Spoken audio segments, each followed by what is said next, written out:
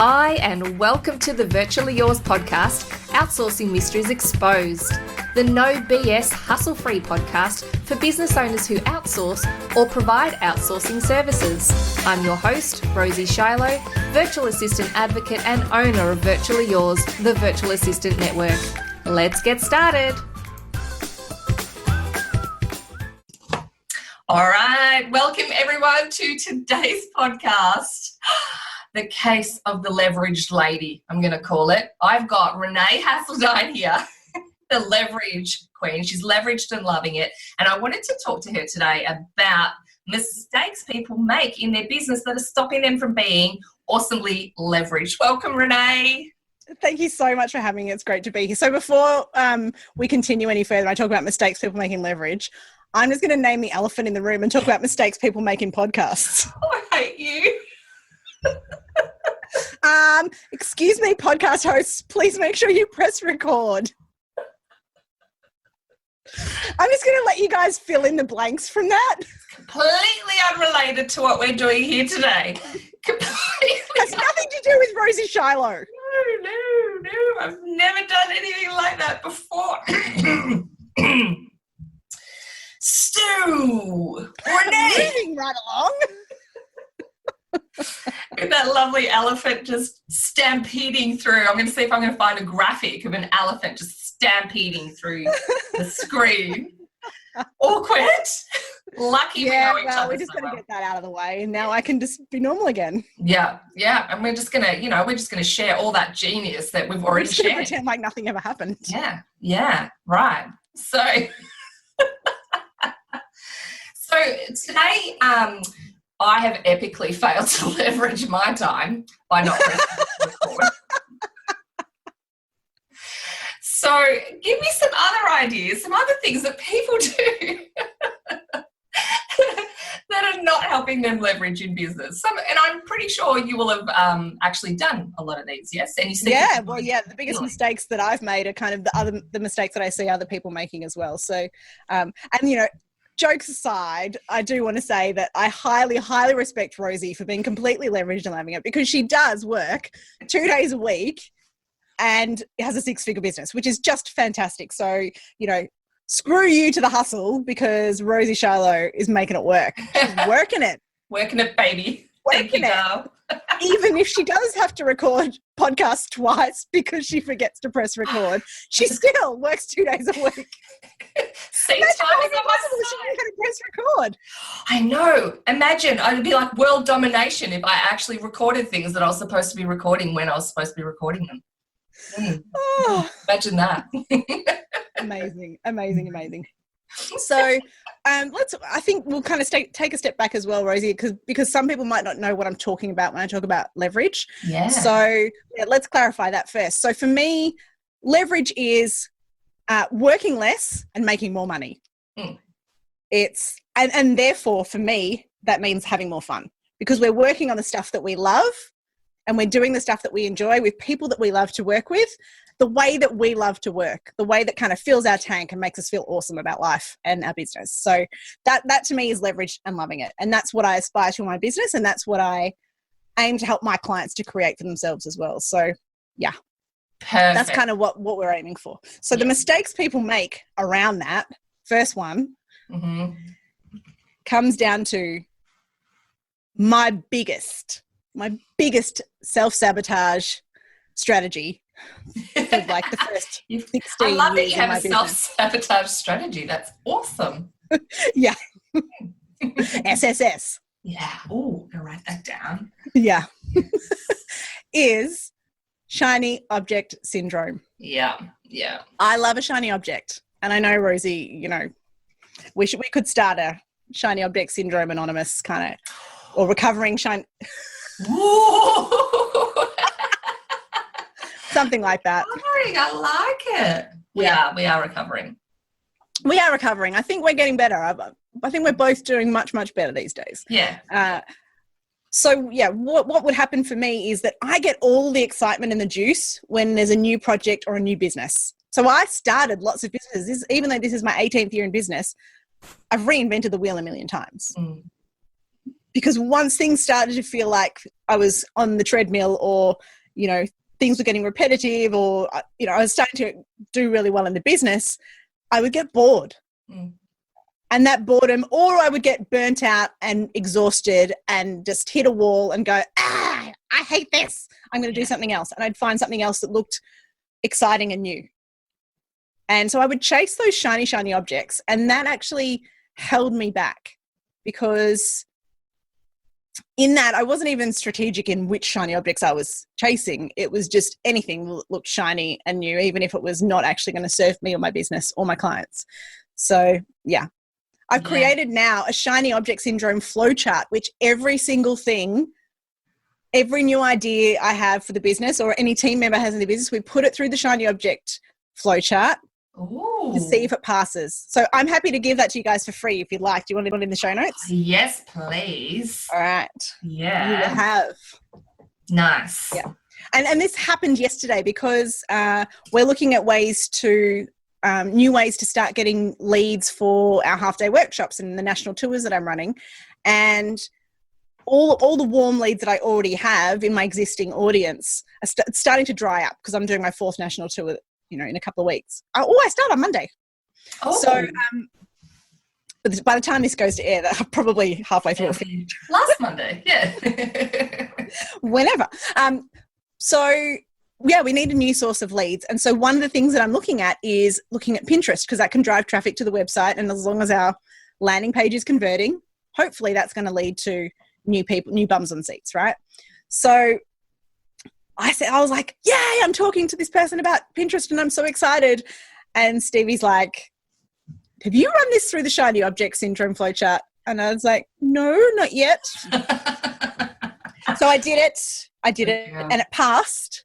It passed because it does tick all the boxes that we need to in the flowchart. So not a shiny object, because it's also not going to take any of my time. Someone else is doing it for me. I'm outsourcing the whole thing. The whole shebang. I love that. The whole shebang, baby. Someone else is working on my funnel. Someone's working on my Pinterest. Like, I'm not doing any of that stuff. Yeah. Because I would rather just scratch my eyeballs out. Yeah. Yep. So one of the things that I do see, well, I did that for a very long time, and I do see a lot of people where they say, I've got a few different businesses, and we there's two ways of looking at it. People go, oh, well, that means that you're an entrepreneur.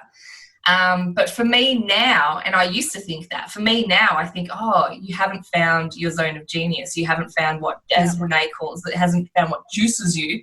And keeps you focused. And so you dilute, to me, it's like you're diluting your efforts. Unless you're so high up that you've got massive self-sufficient teams running these different things, if you're... Yeah, unless you're Richard Branson, right? He's got teams running all those shiny objects. Yeah, and he can afford now to do all that. But if you're on a lower budget and you're dividing your attention for a few different things for, shiny object syndrome, or because the next one's going to make the money that you need, you're diluting your efforts and you're doing the hustle that we hate, working hard and not smart and being exhausted and doing the whole, yay, world, I'm busy. That means I must be doing something right. Instead of, yay, world, I'm healthy and content with my life and excited about my work and excited about my not work, which to me is the definition of success. Yeah. Yeah, we had to revise. I think we both had to revise our definitions of success. Yeah, definitely. Yeah, because I used to totally brag about, I worked till 3 o'clock in the morning. Like it was a badge of honor. Yeah, and now I just go, why? Why would you do that? Yeah. Why? When you can be like Rosie and work 2 days a week and have a 6-figure business. Stop it.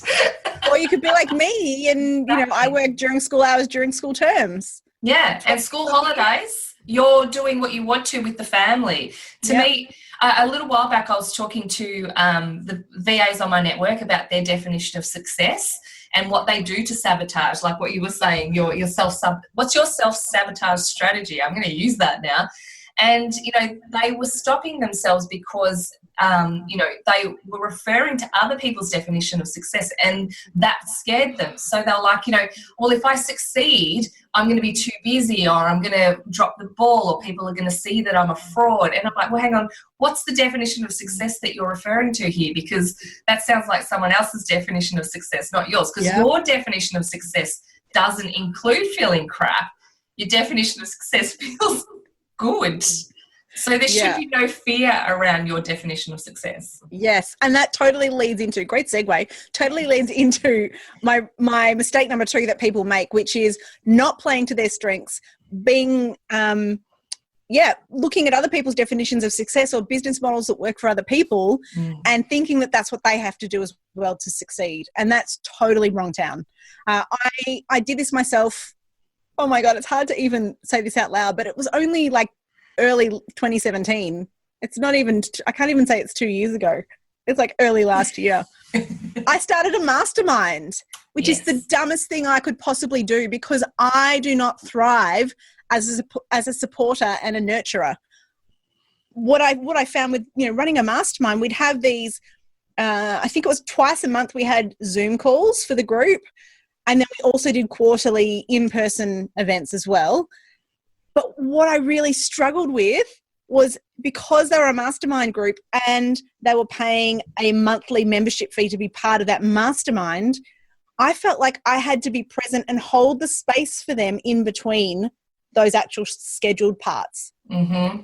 Yeah. And that for me was the most draining, uncomfortable, revolting, like disgusting, nauseating feeling for me, because I did not feel like I would ever do that well.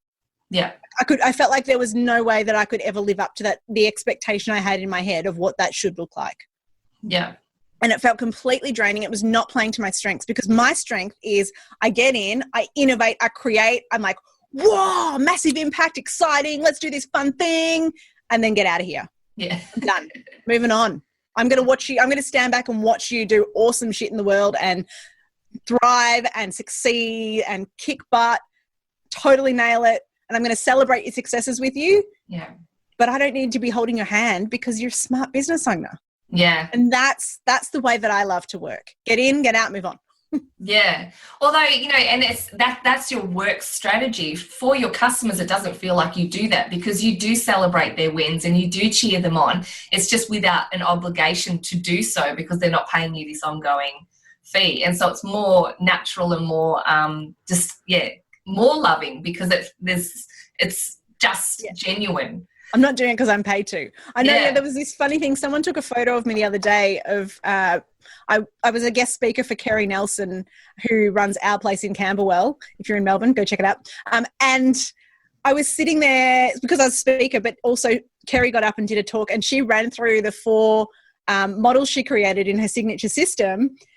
And she was up there doing her pitch using her models, and I was sitting there watching her, and someone took a photo of me, and I swear, like, the look on my face is it's like a mother watching a child do their first school concert is the look on my face of such just like pride and love and just, yeah.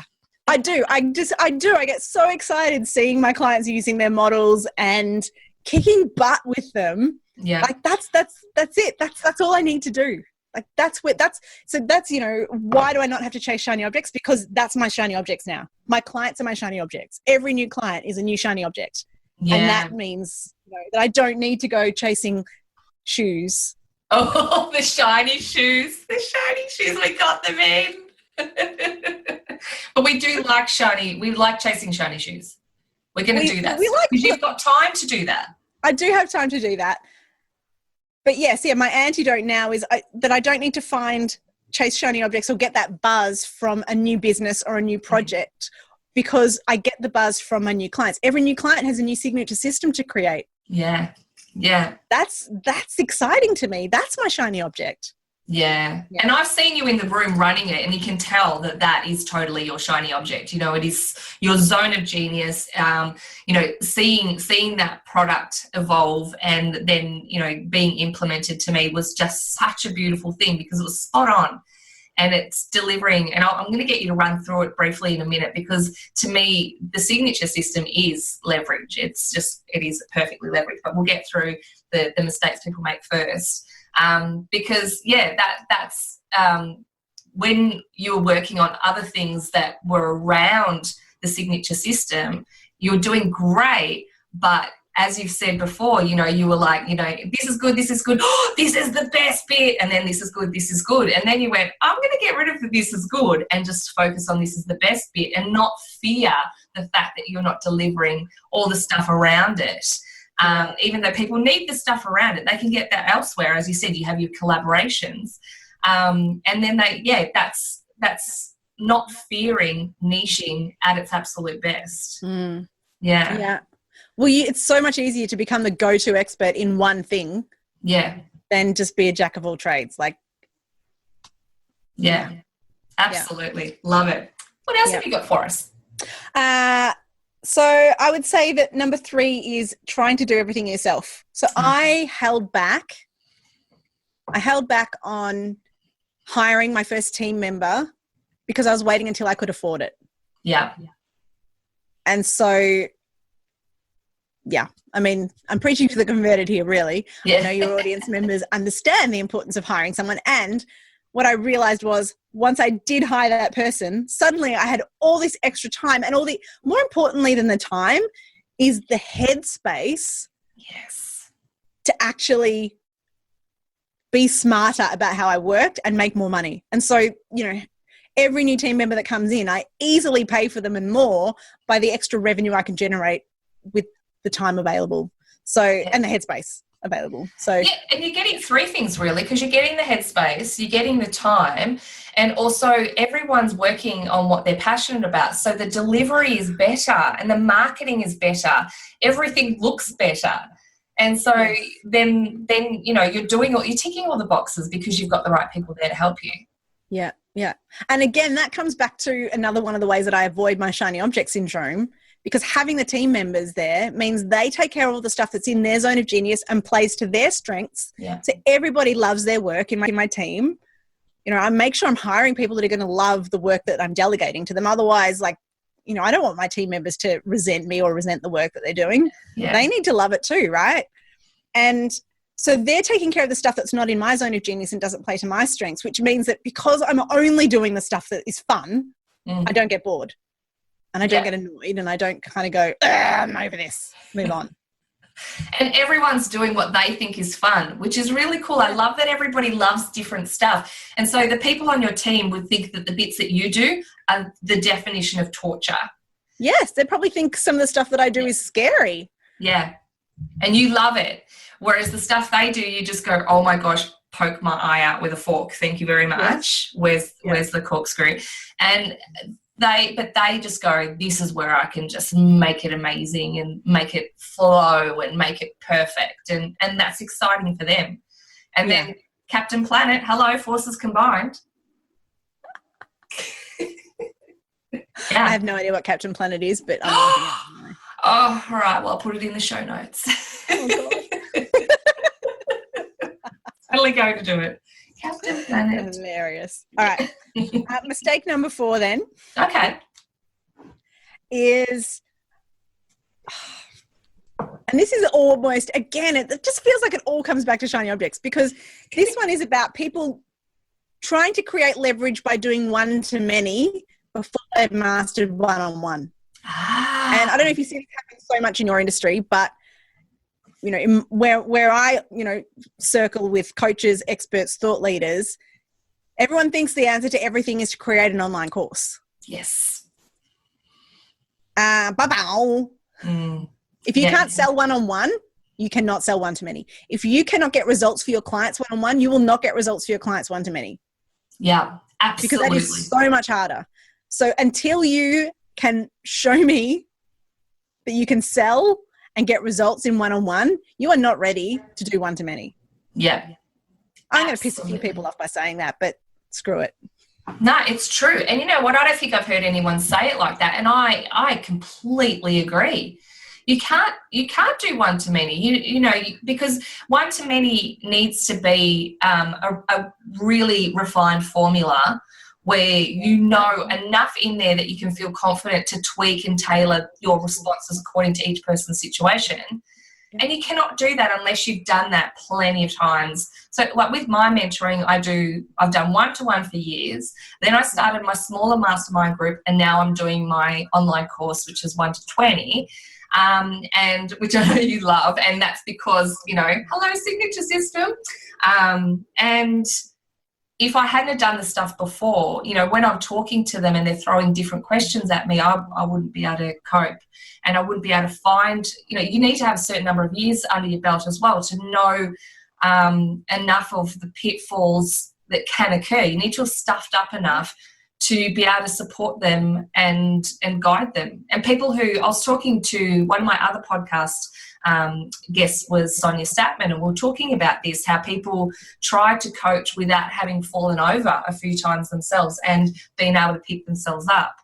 And coaching's the same. Coaching one-to-one is really tough, and you'll find that people that you are teaching, or people, in the VA world who you're working with, some of them are not going to work.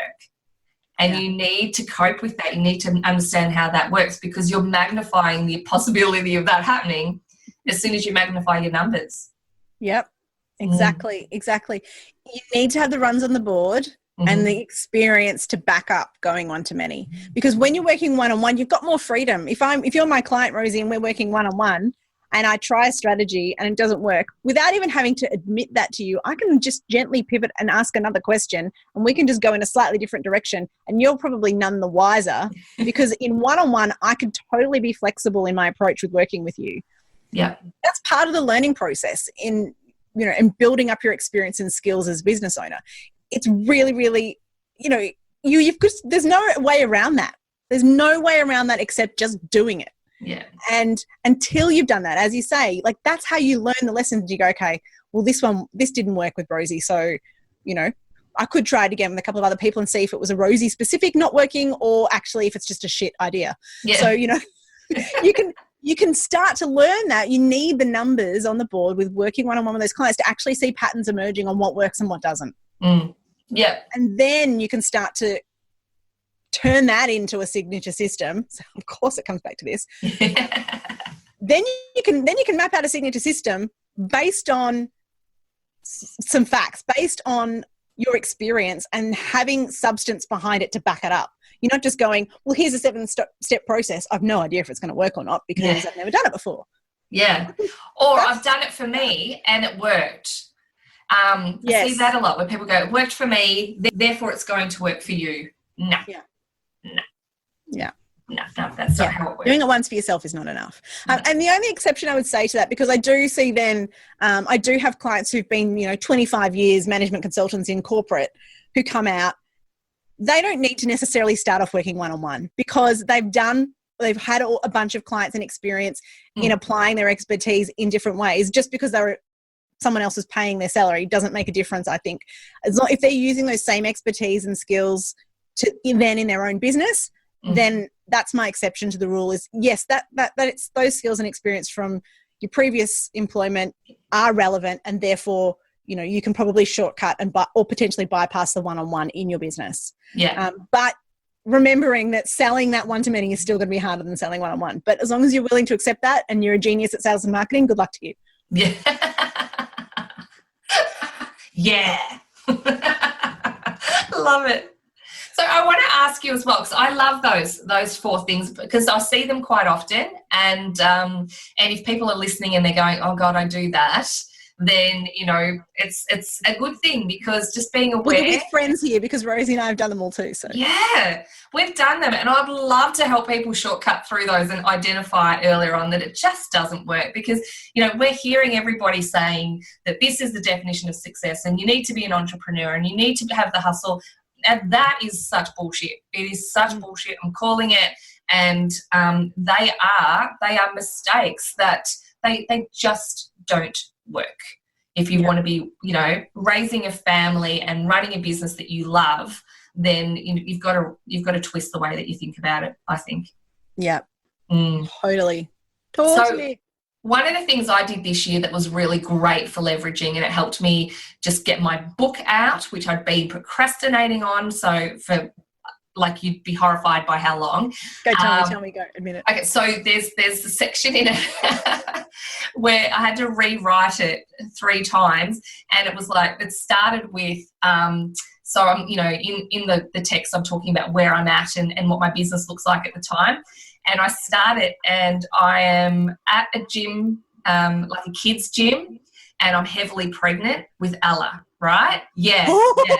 And then I rewrite it later where Ella is born and Ruby has just started prep.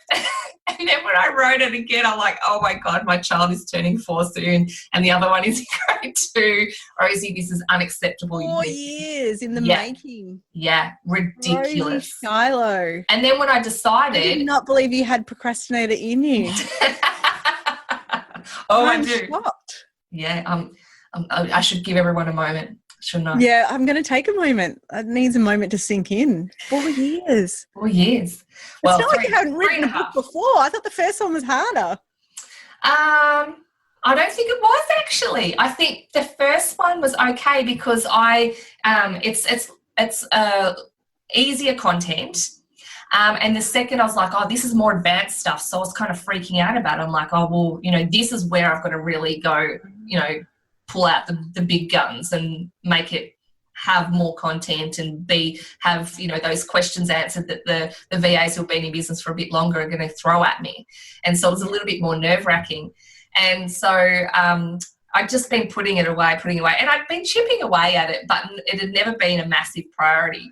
And then I did your signature system course, and then I had my models, and I had all of, you know, before I did the signature system, I gave myself a couple of months to sit down. I wrote Most Food in a Cafe down the road. It's proudly sponsored by A-Team Kitchen in Watsonia. They've got a copy. I've given them a copy to say thank you for helping me write my book. And I just got all of my content out, but I was still unsure how to lay it out. And then when I saw that you were doing the signature system, I kept on throwing my content into it, knowing that once I had that signature system, I'm going to be much clearer on how to format it. And it was so true. So I did the signature system stuff, which I went in there thinking, how can I make a signature system that's unique to me? I really didn't know how that was going to happen. And it did. It absolutely did. Yeah. And I came home and I had the skeleton for my book right there, and I put all the bits in the right spots, and then I started laying it out, making it look pretty, and that was it. So that was such an incredible way of leveraging, you know, like a couple of months instead of, well, it could have been even less than a couple of months instead of a couple of years. And then, you know, earlier in the year, I had said to people at the Australian VA conference, you know, I'm going to do this podcast. And I was like, I don't know what I'm doing, how's it going to look? And I'd written notes and potential guests, and it never happened. And then I did the signature system and went, all right, sweet, let's get started. And just did it. And I've been doing that, using that system and having the confidence around knowing what I know in the system. So the system showed me what I know, and it allows me to show other people what I know. And I was able to implement so much more on my 2 days than ever before. And I've always been quite productive apart from that book procrastination.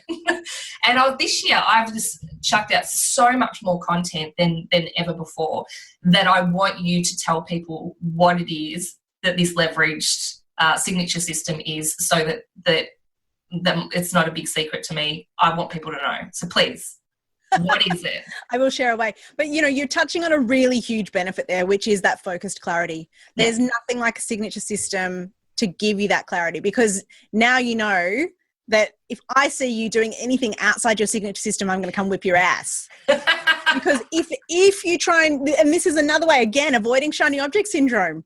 Mm-hmm. Yes. Yeah. If you're looking at something that doesn't fit inside your signature system, it's one of two things. Either your signature system needs an upgrade. That will happen sometimes, but not every 5 minutes, like maybe every couple of minutes. You know, every couple of years is probably more likely. Yeah. To upgrade your system. So it's probably, you know, if you're chasing a shiny object, it's either system needs an upgrade or you're self-sabotaging again because you're chasing something down a rabbit hole that is actually not going to serve you. Yeah. So focus F back in. I'm censoring myself. Good work. Yeah, I know, amazing. focus back in on your signature system, stay in your lane, do that well, stick with your zone of genius, because you will accelerate your results if you do that. So yeah, focused clarity is just one of the biggest, hugest benefits of having your signature system.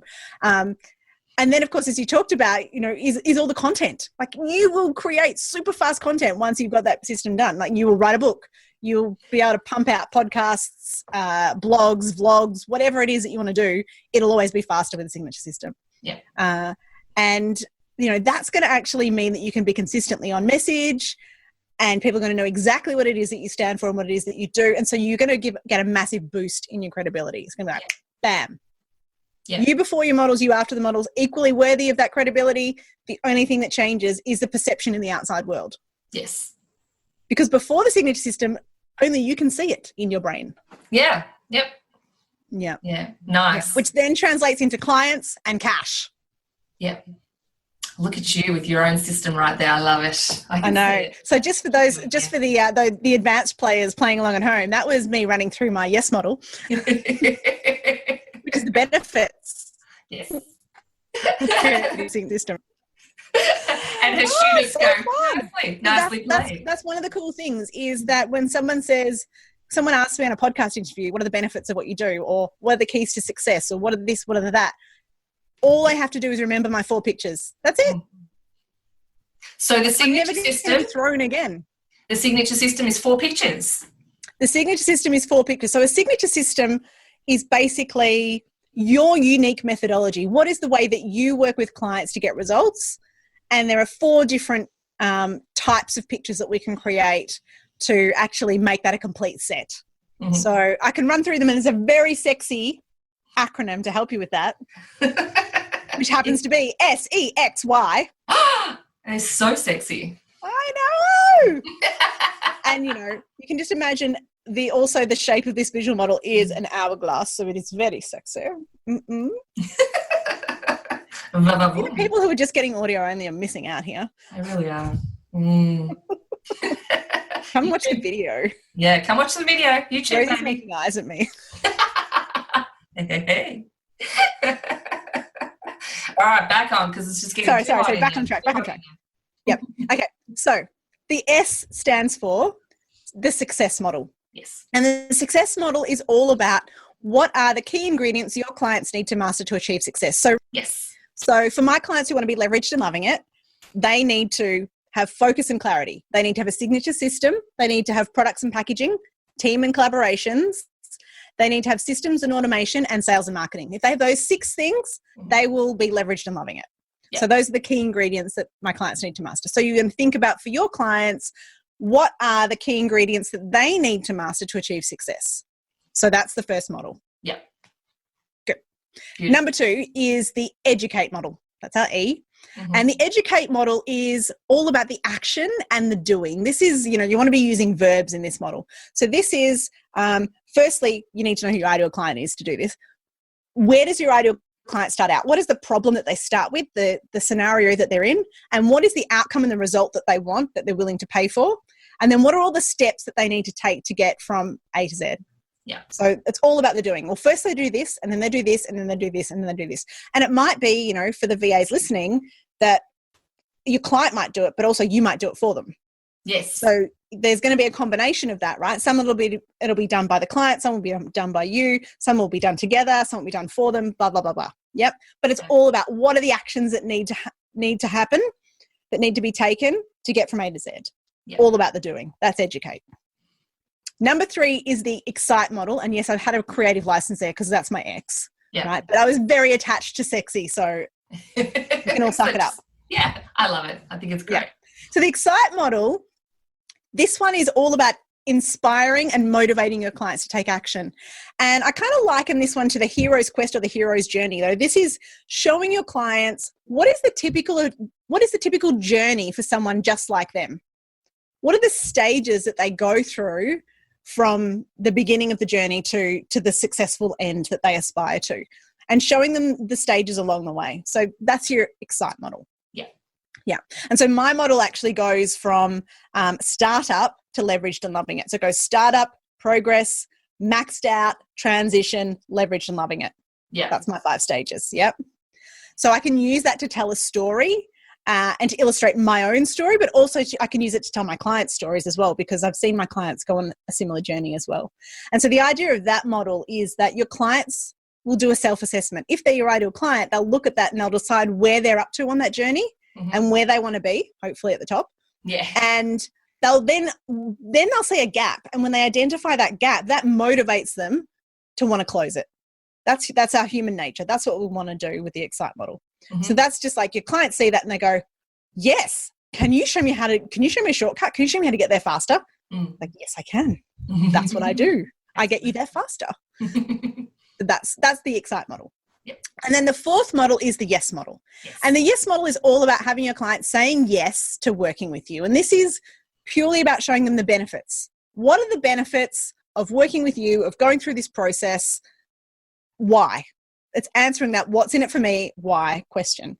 And I kind of went through my yes model earlier when I talked about what are the benefits of creating a signature system. I talked about the focused clarity, the famed credibility, the fast content, fabulous clients, fantastic cash flow, and fun celebration because everyone's a winner. Yes. Perfect. Yeah. So that's it. That's your 4 different model types that you need in order to create a signature system. Yeah, and it's it doesn't take forever to do because you've got your system to make it so people can create it, and you've got the that your zone of genius is helping people come up with those systems. It's amazing to watch. And then once you've got that, it is just a much smarter way to work. It is a really great way of streamlining and leveraging the way that you deliver your content and communicate how that content's going to be delivered. Because one thing I'm talking about all the time is about communication and easing people's fear around what you're going to deliver and how you're going to deliver it. And this really resolves that. It really does. Yeah, it really does. Like you've got the educate model that's not an exciting model. It's not emotive. The educate model, where it shows the step-by-step process, the roadmap for your clients, that's actually the opposite of creating excitement and emotion. That's all about grounding and giving them the certainty they need to make a choice, to feel safe. Yeah. The educate model gives them safety. Then you've got your excite model, and your yes model is all about, then that's the emotive, exciting kind of woo, let's do this kind of stuff. But yeah, you've got that balanced out with your success model, which actually gets them thinking about what they want and how, where their gaps might be in terms of mastering success, and then educate with that grounding, like, yes, we've got this. There's a very clear strategy here. There's a very clear step-by-step system. It's not just going to be random where this person's going to throw something out at me that they looked up on YouTube. Like there's actually a process. Yeah. You know what I mean? Like there's each model has a specific purpose. Yeah. And as you said, certainty is one of the things. You need to have certainty and feel safe to hand money over to somebody. That's just a given. So, and it's just brilliant. I love it. So what I'd love to share with people in the show notes is your free online course that you have. Totally. Gives them a taste test of what it's kind of like. And that was the first thing I did to get an idea of it. And I went, yeah, I need this. I want this. So I'm going to share that in the show notes if that's okay. Please do. Yeah. Yes, shareyourpassion.com.au/free training. Oh, can't get any better than that. Thank you. So on that note, how hilarious. It's a story of my life that I run, Facebook Lives or podcast episodes where the key message is either I provide a complete online here and now example of what not to do. And today was about leveraging my time and your time. Lucky we're good mates. We can do this. We can do the whole interview twice. No problem. We can. And we made it fresher and even better the second time You owe me around. a massage though. All right. I can, I'll send someone over. We can do this. I outsource. But I'll be there. And I'll give you, to be honest. I'll give you eyes while they're massaging. On that inappropriate note.